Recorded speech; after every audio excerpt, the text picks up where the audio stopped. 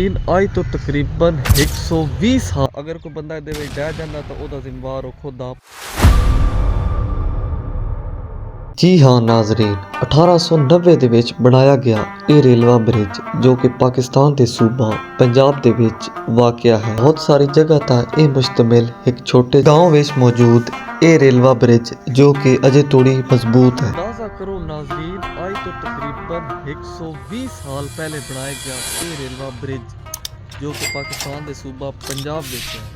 Basically Nazreen ਰੇਲਵਾ ਦਾ ਆਗਾਜ਼ 1862 ਦੇ ਵਿੱਚ, ਲੇਕਿਨ ਪਾਕਿਸਤਾਨ ਦੇ ਮੁਖਤਲਿਫ ਕੰਟਰੀਆਂ ਦੇ ਵਿੱਚ ਆਉਂਦਿਆਂ ਵੀ ਰੇਲਵਾ ਨੂੰ ਤਕਰੀਬਨ 20-22 ਸਾਲ ਲੱਗ ਗਏ। ਇਸ ਵਕਤ ਮੈਂ ਬਿਲਕੁਲ ਮੌਜੂਦ ਹਾਂ ਜਨਾਬ ਰੇਲਵਾ ਬ੍ਰਿਜ ਪੰਜਾਬ ਚੱਕ ਨਿਜ਼ਾਮ ਬਿਟਵੀਨ।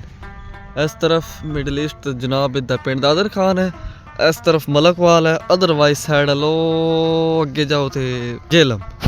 जी हाँ नाजरीन, इस दी मोहलत तकरीबन अंग्रेज़ ने 100 साल कबल इसकी हद बनाई आई, एक्सपायरी डेट जिस तरह तुसी कह लो, लेकिन इसकी बिल्कुल मोहलत इस वक्त जिस भी लगना ना अपनी मदद आप के तहत लगना। अगर कोई बंदा ये डह जाता तो वह जिम्मेवार वो खुद आप होंगे, क्योंकि उन्होंने इसकी मोहलत ही तकरीबन 100 साल दी आई। इन तकरीबन 120-22 साल हो गए इस वक्त क़यामत-ओ-ताम है और बहुत मजबूत है। इहदे उत्ता ऐस्ता रफ्ता रफ्ता काम होंदा भी रहिंदा है। पाकिस्तान की जगह था रेलवा ब्रिज बनाने का मकसद सिर्फ आवाम वास्ते लगना नहीं, बल्कि इस तरह के सहरा दरिया ਉਹਨਾਂ ਦੇ ਉੱਤੋਂ ਪਾਕਿਸਤਾਨ ਦੀ ਟ੍ਰੇਨਾਂ ਵਗੈਰਾ ਬਸਾਨੀ ਦੇ ਨਾਲ ਗੁਜ਼ਰ ਸਕਣ।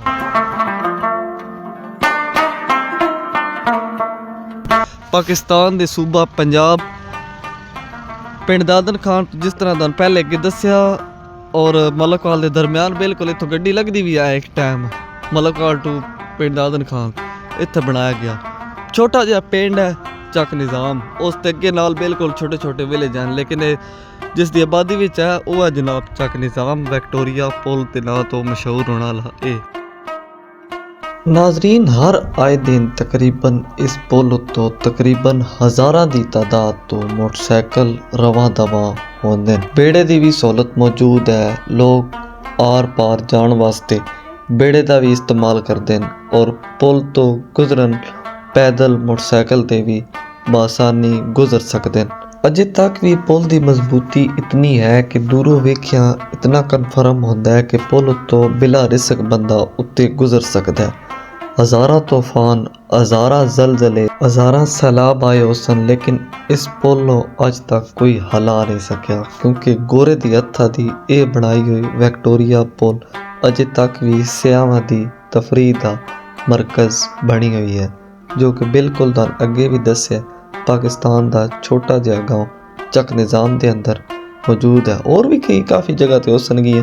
कमेंट सैक्शन में लाजमी दसना कि तुहाडे पिंड विच है। ऐसी और जगह घूमने वास्ते फॉलो कर लो। हसते रहो ते वसते रहो।